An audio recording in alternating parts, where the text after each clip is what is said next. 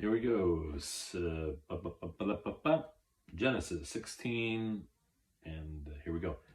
Now Sarai, Abram's wife, bare him no children, and she had a handmaid, or a servant, an Egyptian woman, whose name was Hagar.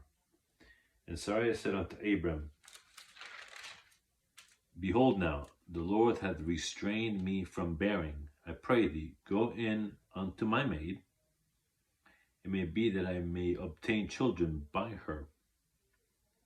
And Abram hearkened unto the voice of Sarai.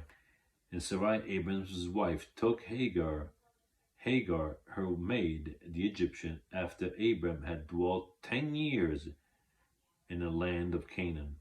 Wow, 10 years. And gave her to her husband Abram to be his wife. So Sarai, Abram's wife, gave her servant to her husband as a wife for him to go into her. And that's what happened. And he went in unto Hagar, and she conceived. Hagar, and when she saw that she had conceived, her mistress was despised in her eyes. So now because of Sarai, here she is trying to have kids, can't have any kids, sees that her handmaid or her servant got pregnant through her husband. She was pissed. And Sarai said unto Abram, my wrong be upon thee. I have given my maid into thy bosom. And when she saw that she had conceived, I was despised in her eyes. And it sounds like actually it's the other way around.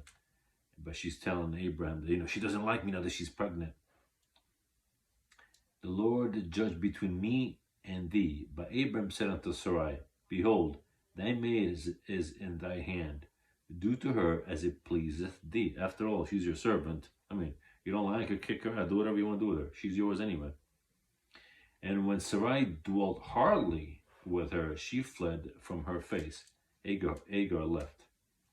And the angel of the Lord found her, Hagar, by a fountain of water in the wilderness, by the fountain in the way to shore.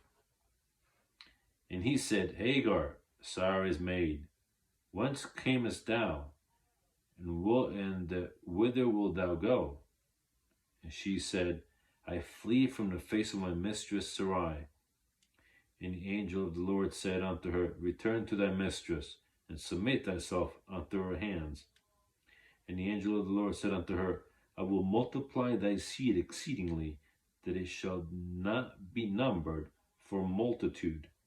And the angel of the Lord said unto her, Behold, thou art with child, and shalt bear a son, and shalt call his name Ishmael.